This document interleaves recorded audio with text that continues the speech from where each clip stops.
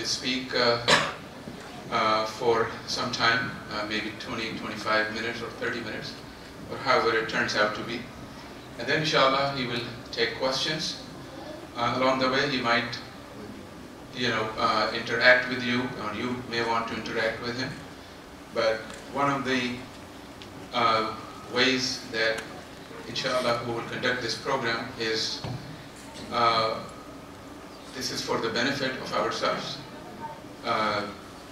Muslim community, and also so that we can convey this information and knowledge. And just as Allah subhanahu wa ta'ala has said, وَفَوْقَ كُلِّ ذِي عِلْمٍ عَلِيمٍ, after every knowledgeable person there is someone who is more knowledgeable.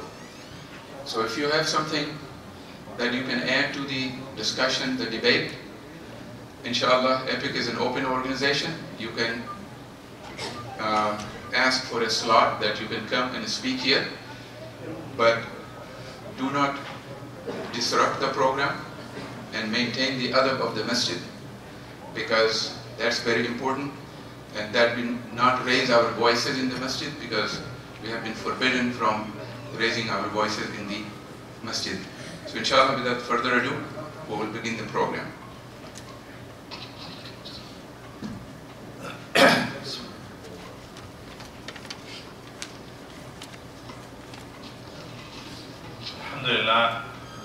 Alhamdulillah Rabbil Alameen, wassalatu wassalamu ala ashrafil mursaleen wa ala alihi wa sahbihi ajma'een. Rabbi shrah li sadri wa yassir li amri wahlul 'uqdatan min lisani yafqahu qawli. Jazakumullah khairan to all of the brothers and a few sisters who are here for coming tonight. As Brother Ikram mentioned, this is the third part of a series called actually Dawah 101. Not Islam 101, and when we had discussed in the outreach meeting, we had mentioned that we felt there was a need, and there was also some requests from some community members that people be informed about some of the common questions that are brought up, not just by non-Muslims, but also sometimes by our own youth or other Muslims, or educators, or atheists, or agnostics, or colleagues that we may meet at work or school or wherever. So that is why we started this series. The first lecture related to the existence of Allah, compatibility of God with science and reason. Last month, Brother Ikram spoke about the Prophet ﷺ and some misconceptions regarding that. Today, we thought we would discuss this topic of evil and suffering. Some of you may know it is one of the most common objections that is brought up by not just atheists and agnostics, but we also have to be fair in mentioning that many believers have also brought up this question before on many occasions as well. So it's natural to ask this question. It's also brought up in the Quran, as I'll mention later. So it behooves us to have good answers to this as well as to other related questions. Now in a forum like this where I only have like 25 to 30 minutes, obviously I can only provide a very quick overview or a quick summary or some talking points with respect to these questions. And so keep in mind that it's very introductory. Just to give you an example, and I do have a handout also, so you don't have to worry right now. Afterwards we can give you a handout. I don't want to give it right now because it kind of distracts people. But in any case, just to give you an idea of how pervasive this problem is, in our own high schools in this country, as well as colleges, universities, there is an author named Dostoevsky. How many of you have heard of Fyodor Dostoevsky? You heard of him? Yeah. There aren't that many youth here, but the youth, if you ask them, especially kids who have studied in college here, sometimes in high school, they do teach him in English literature classes. He has a very famous book called the Brothers Karamazov. In that particular book, there's a character named Ivan. And there's a section in the book where he brings up a very strong point where he basically says that, or brings up this question, and this is not in his words, I'm paraphrasing, but he basically says, how can there be a creator who would allow the torture to death of a single child? He says if there's even a single instance of this happening on this planet, then he says that I have a problem with the creator. Right? So he's just bringing this up, and as I said, we may not realize it, but these are things that are taught in schools and colleges in this country, not to mention other atheists and agnostics in their own books. So again, this is not a new question, but in addressing it, we should keep in mind certain fundamental points, and then I'll elaborate on each of them as we go. But first of all, we have to realize, and as believers, we do realize that number one, whatever is perceived as what we may call short-term evil or suffering always has what's called a greater good or a greater purpose involved. This is one thing to keep in mind. Secondly, a lot of what people consider as evil or suffering is related to what's called moral evil. And this is a direct result of disobedience or the misuse of free will of human beings.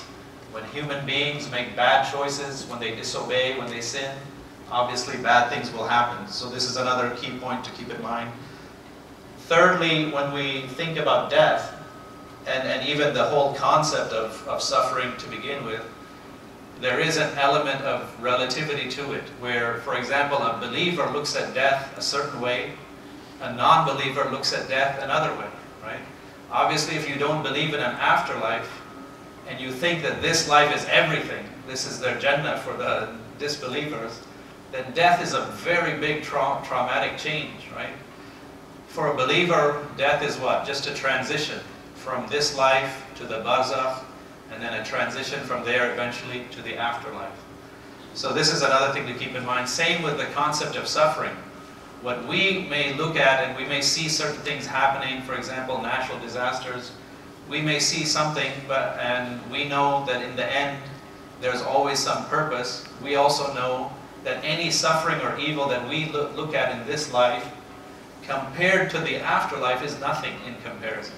So whatever joy we experience in this life is nothing compared to what we experience or will experience, inshallah, in Jannah. Similarly, whatever people experience in this life in terms of so-called suffering or hardship or affliction is nothing in comparison to what is experienced in hellfire. And there are many hadith that elaborate this point also. So these are all fundamental things to keep in mind. As I said earlier, in the Quran itself, this question is so important that it's brought up before we were even created. Can anybody tell me where was this brought up in the Quran? This question of evil and fasad. Who brought it up first? Yeah. The angels, right? In which surah? Surah Baqarah, right? That's the famous ayah that begins, وَإِذْ قَالَ رَبُّكَ لِلْمَلَائِكَةِ إِنِّي جَاعِلٌ فِي الْأَرْضِ خَلِيفَةً قَالُوا أَتَجْعَلُ فِيهَا مَن يُفْسِدُ فِيهَا وَيَسْفِكُ الدِّمَاءَ وَنَحْنُ نُسَبِّحُ بِحَمْدِكَ وَنُقَدِّسُ لَكَ قَالَ إِنِّي أَعْلَمُ مَا لَا تَعْلَمُونَ. Behold, your Lord said to the angels, I will create a vicegerent on earth. And the angel said, will you place therein one who will make mischief and shed blood, while we do celebrate your praises and glorify your holy name? Allah responded, I know what you know not. Right? And Allah went on to explain the asma, or the names, and there's a whole other discussion on that. But for the purpose of this discussion, we bring up the fact that even the angels brought up the fact that human beings will do mischief and shed blood on this planet. But again, here the point of greater good comes up, where we see that Allah, in His infinite wisdom, tells them right off the bat, He says, look, I know what you don't know. Right? So there is some purpose involved here. As a very simple example too, there are so many in the Quran, but we know that in Surah Al-Kahf, Allah takes great length of time, and many ayat are revealed regarding the incident between Musa alayhi salam and Khidr alayhi salam, right? We all have probably heard of the story, but just as a simple example, we know that the first example that's mentioned there in their encounter relates to the men, the people who are trading at sea, and they own a boat, and what happens? A hole is cut in the bottom of the boat. Others who are looking at that, including Musa alayhi salam, perceive one thing and they say, well, what's going on here? But in the end, we know there was a purpose, right? There was a king who was seizing boats, and that was actually the most merciful thing that Allah and Khidr alayhi salam could do for them at the time. The same with the youth, right? There's the youth who's actually killed, and yet Allah has a plan for their parents. The reason, and I want to elaborate a little bit on the youth thing too, because oftentimes with some of the more clever atheists, they will bring up the point that they're less concerned with some of what they call moral evil, where they realize that when human beings misuse their free will and do bad things will happen. But with some of the things, they'll say, oh, what about the death of this child? Or what about such and such earthquake or natural disaster or tsunami or flood? This is from what you guys call God, so how can this be, right? So here too, as I said earlier, what I said earlier still applies. When it comes to children though, we know in Islam, for example, that all children, before the age of puberty are ma'soom, they're innocent, including the kids of non-Muslims. And we also believe that when kids die, if their parents go to Jannah, then they'll see them again, inshallah. And as I said earlier, death is not something that is viewed as inherently bad by believers, right? But for a non-Muslim, when he sees a child dying, they say, oh, this is the biggest or worst thing that could happen, just like I mentioned in the book that I quoted earlier. So this is just a simple example. There are other types of positives or things that could be considered part of the greater good when we think about what we perceive as evil or suffering or affliction.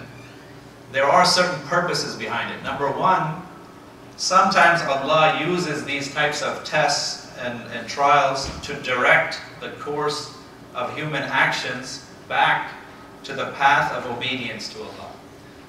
Right? And there are many, many examples of this, but we know, for example, that Ad and Thamud and so many prior nations underwent certain calamities even. And only as a result of that did people wake up and realize and turn back to God in repentance. Another simple example comes to mind of Yusuf Islam, or what's his name was Cat Stevens, yes, his American name. He describes in his book that describes his reversion to Islam, the incident when he had a very severe case of tuberculosis. He ended up in the hospital and he almost died. But he himself explains in his book that that was the turning point in his life that led him to question everything. And he said, look, something is wrong in the way I'm doing things with my life. And he started asking the fundamental questions about why am I here? What am I doing on this planet? Is there a purpose behind things? And he goes on to explain what happened thereafter. So these are all just simple examples of how these type of trials can serve to direct our course of actions back to Allah. Another benefit relates to testing of our faith itself and building of our character. So we know, for example, that the prophets, may Allah be pleased with all of them, were tested in the biggest ways, much more so than you and I. So for example, Ibrahim alayhi salam was tested with some of the most severe tests, was given the trial of sacrificing his son.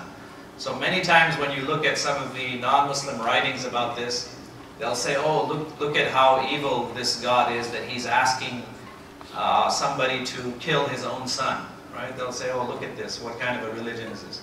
But here again, we know that if we get a command from Allah to do something, we act. And we have trust and faith in Allah that there is wisdom and purpose behind everything. And we see what happened afterwards, where Allah replaced the child and he passed the test. But this is something that was, in this case, a test of faith. It wasn't a punishment or anything, it was a test of faith. Similarly, the Prophet ﷺ went through trial after trial after trial. His parents dying, his wife dying, people trying to kill him left and right. He goes to Ta'if, they're pelting him with stones, he's bleeding. All these things are happening. And yet, after all these incidents, he remains strong and firm in character. So this too is yet another purpose. Another thing that we can consider is that with this law of opposition that occurs in this world, Allah has made things in opposites. So we cannot really perceive what is joy and happiness without experiencing some level of suffering and hardship, right? If everything was just perfectly good our whole life, we wouldn't even appreciate anything, right? So similarly with all other things, with health and sickness, if you don't have some sickness, you don't know what is health. You don't learn to appreciate it. If you think about even worldly endeavors, people who climb mountains, sports teams, all the top teams, the top individuals are the ones who overcome the most hardship, right? There's no accomplishment in just climbing over a little hill, right? There's a lot more sense of accomplishment when you climb Everest, right? Because of all the trials and tribulations you go through. So these are just a few basic things we have to keep in mind. Another point, that we have to bring up relates to free will and why we have free will. Because, as I mentioned earlier, one of the points that relates to evil is about moral evil. When human beings make bad choices, bad things happen. But then some of the critics of religion will say, well, why do you have this free will in the first place? Or you'll even have many strict Darwinists who deny free will altogether. They'll say that all human beings and their actions are simply a result of your own genetics and your body chemistry. And because they do not have a material explanation for free will, they also question believers and say, well, how can you have this free will if you say that God is in charge of everything, right? We as Muslims say Allah is in charge of everything in this heavens and earth, and that is true, but then they'll say, well, how do you have this type of free will? Not only that, in the time of the Prophet ﷺ, the kuffar used to blame Allah for things that they would do. Right? So, and I brought an example of that too. In Surah Al-An'am, there's a verse that says the following.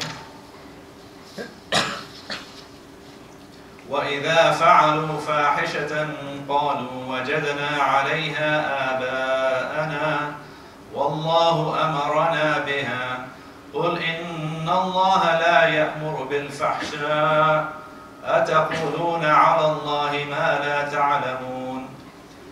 This is describing some of the pagans of the time. They said, we found our forefathers doing this, and God has commanded us to do it. Tell them, O Prophet ﷺ, God never commands men to commit foul deeds, but you attribute to God every sinful and erroneous act you commit in your ignorance. So this is not something new. Even at that time, the kuffar used to do things and say, well, Allah is in charge. He made me do it, right? Or this is all because of Him. So this is one point I want to bring up and answer. And this relates or introduces this topic or related topic of what we call free will and predeterminism, because it's a topic that's very closely related to this subject of evil and suffering. So here the problem is, people will say, are my actions based on free will, or are my actions already determined and compelled by Allah? So Islam basically maintains an intermediate position with respect to this issue. It says that man is neither a helpless creature who is compelled by God to be good or bad, nor is he on the opposite extreme of being completely independent and free to do whatever he wants. But in the end, the Quran points to the fact that God cannot judge man for his faith and actions with justice without him being responsible in some way for these actions. And at the same time, this does not compromise the omnipotence or the power or the qudra of Allah. So you may think, how is that possible? So there's, again, two issues that we need to address here. One is this question of whether the free will that we as human beings have is in contradiction in any way with the power of Allah. A second point that is brought up is, well, if my actions are already predetermined, what's the point, right?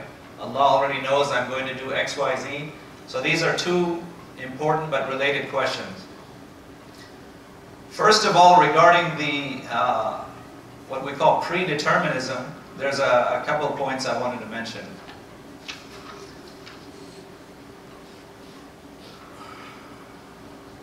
So the first point is that the divine foreknowledge, and foreknowledge meaning Allah's prior knowledge of everything we do, does not equal causation. It doesn't mean He made us do it.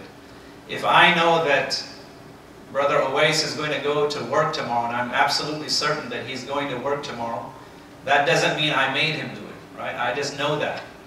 So this is one point to keep in mind. Allah knows what we're doing in advance, but it doesn't mean He's causing that evil or that bad choice. Secondly, Allah is not in time. Meaning, for us there's a past, a present, a future, but for Allah there's no past, present, future.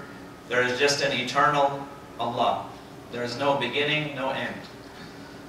So this is one thing to keep in mind. With respect to the other issue that I mentioned about the free will and whether it is a contradiction with the power of Allah, there actually is no problem whatsoever. And the reason for this is that Allah's infinite power includes the power to delegate power or confer power. So what does that mean? In very simple terms, just to give a worldly example, if you have a country and you have the leadership of a country and you send a delegate or an ambassador, we know that that delegate or ambassador has been given some power, but he has no power on his own. It's given from the other leadership. Here, in a different way, similar but different, Allah has given us a very limited free will. And He chose to give us this gift out of His mercy. Other creations don't have this, right? Plants, animals, angels do not have this gift.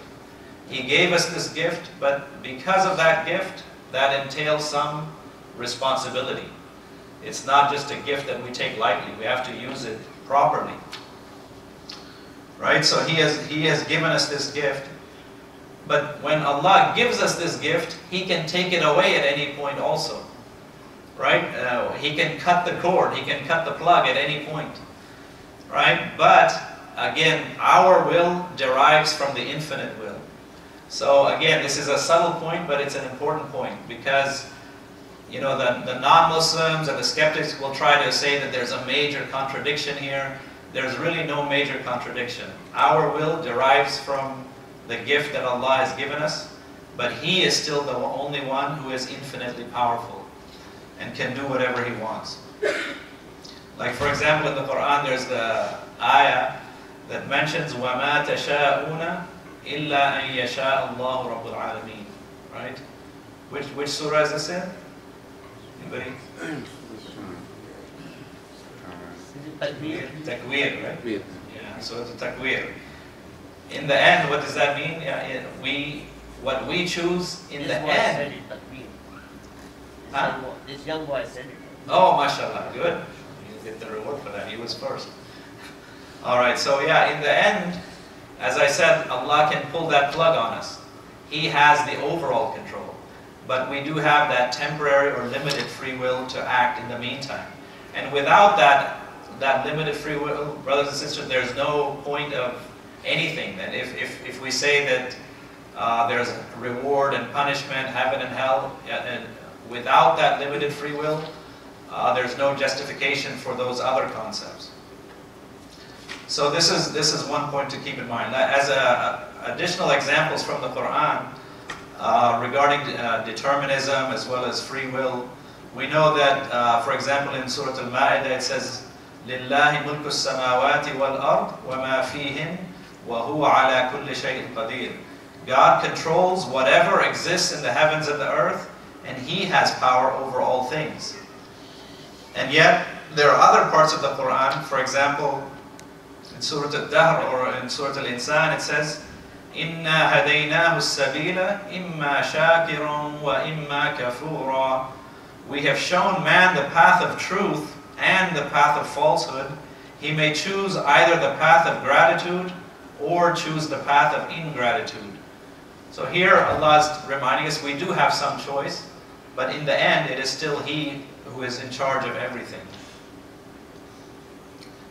So now that kind of leads us to the next point, which relates to the hereafter and the whole concept of reward and punishment and heaven and hell, we know that in this life there cannot be true or complete justice.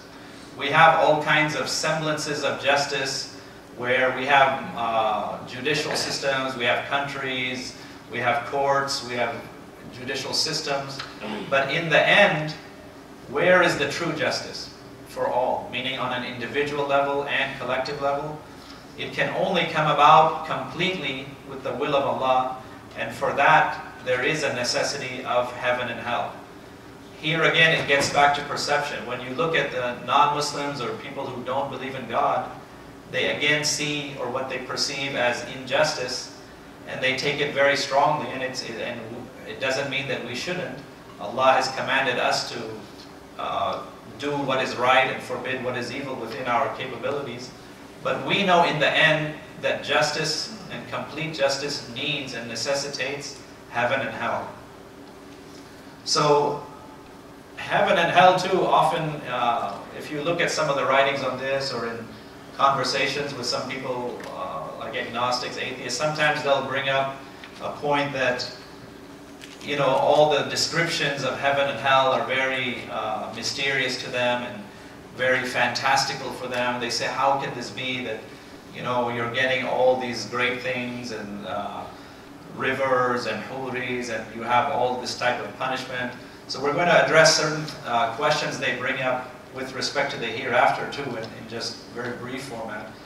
But first of all, one thing to remember is the states of the soul, or the transformation of the soul once you die, is something that Allah has given us a small taste of in this life. We often don't think of it, but you know how we read about how the soul will move on to different stages in the barzakh as well as in the afterlife. But even in this life, Allah knew that some people would object to these things, but in His infinite wisdom, the sleep that He has given us is not just for our own bodily rest, but it is a small sign of what is to come. Because what happens when we sleep, you know, the ahadith say that the sleep is a lesser death. And not only that, in the Quran, it also mentions in Surah Al-An'am, the beginning of the ayah says, وَهُوَ الَّذِي يَتَوَفَّاكُمْ بِاللَّيْلِ. And it is He who takes your souls by night and knows what you have committed by day. Then He revives you therein, that a specified term may be fulfilled. Right? This relates to coming. He takes your soul at night, every night when you sleep, but then He revives you for a specified term. What is the specified term? Our life term. And then it says, then to Him will be your return. So eventually a night will come where He takes our soul for good, and it won't return back to this earthly existence. But the fact is that the Quran and Ahadith mention sleep as a lesser death. And as you know, when our soul is transformed, when we're asleep, it can go and do almost anything. Right? You can go to the far ends of the universe, you can go to other countries, you can experience the past, you can go in the future, whatever you want. Our dreams also relate to what we do in this life. You know, a believer has certain types of dreams, disbelievers have certain types of dreams. So again, these are all small signs that Allah has given us that relate to the afterlife. Now, one thing that atheists and agnostics sometimes question is related to the so-called punishment in hell and whether it is eternal or not. Some of the more clever among them will say that, okay, even the ones who acknowledge that, okay, maybe there should be some concept of reward and punishment or heaven and hell, will say that, well, why does the punishment have to be eternal?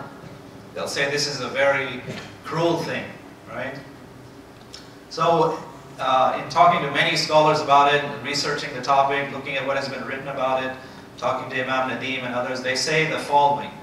Number one, we have to keep in mind that based on the ahadith, that the mercy of Allah encompasses all things. And there's a famous hadith Qudsi that says the mercy of Allah prevails over His wrath. At the same time in the Quran, when we look at the many, many verses that describe the punishment in the hellfire, several of them do mention, you know, خَالِدِينَ فِيهَا or لَا يُخَفِّفُ عَنْهُمُ الْعَذَابِ, that the punishment will not be decreased and that it'll be eternal. And yet in other places, there are actually clear exceptions to this too. And what the scholars say is that while some people may indeed experience an eternal punishment, there are some exceptions where not necessarily everyone in hell will experience an eternal punishment. And this is mentioned in the following two ayat, if anyone wants to reference them.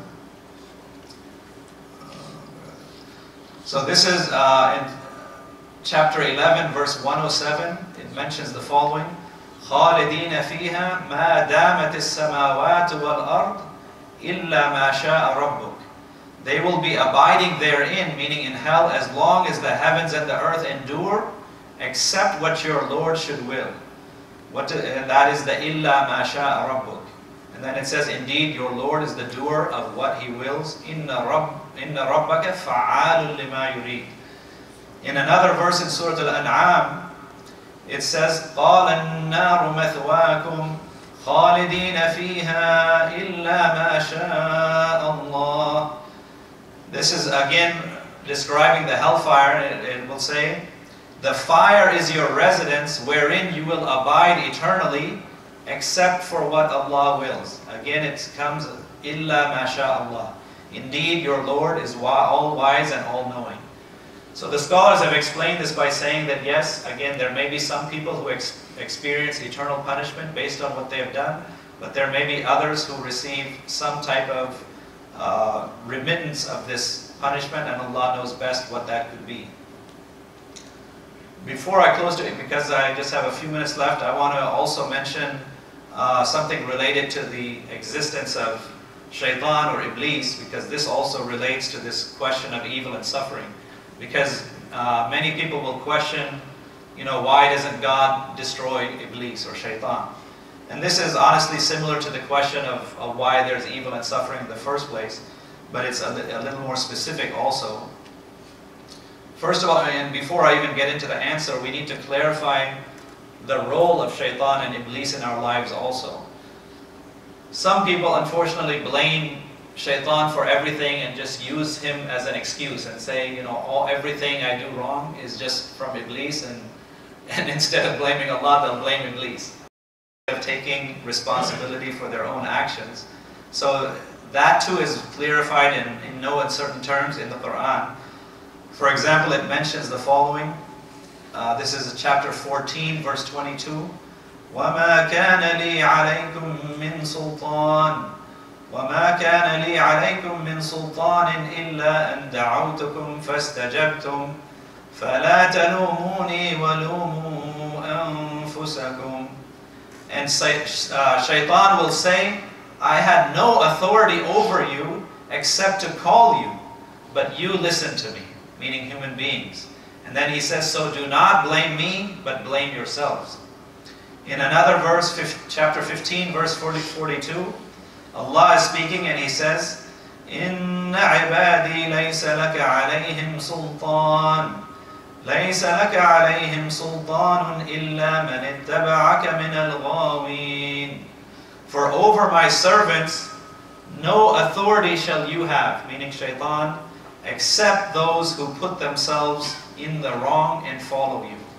So again, this is just to clarify that we cannot just blame shaitan. He is somebody who comes to us and entices us, but in the end Allah has given us the power or the will to reject him as well, to either follow or reject. So He has given us that power. Now when it comes to why Allah did not destroy him, or why doesn't He destroy him, many scholars have discussed this as well, and in their writings I found the following. It mentions that while shaitan is a clear adu, or enemy for mankind, on a different level he is also a blessing for mankind. And what is meant by that? It's meant that way because in the process of overcoming shaitan, or struggling to overcome shaitan, human beings actualize their potential to become the best of creation. In very simple terms, when you overcome the temptations of shaitan, then Allah gives you more and more reward. Every time you reject him, He raises your status, He raises your maqam higher and higher. So in this sense, when we think about it, Shaitan is just another test or another ibtila, just like so many other ibtilas that are there. And in the end, as I said, the scholars say that on a certain level is a blessing, because when you overcome him, he elevates your maqam and your reward even more. So these were just a few points that I had. I know it's already been probably over half an hour. I want to leave some time for some Q&A. And as I said, we do have some handouts too, that I think Brother Abdullah has some of them.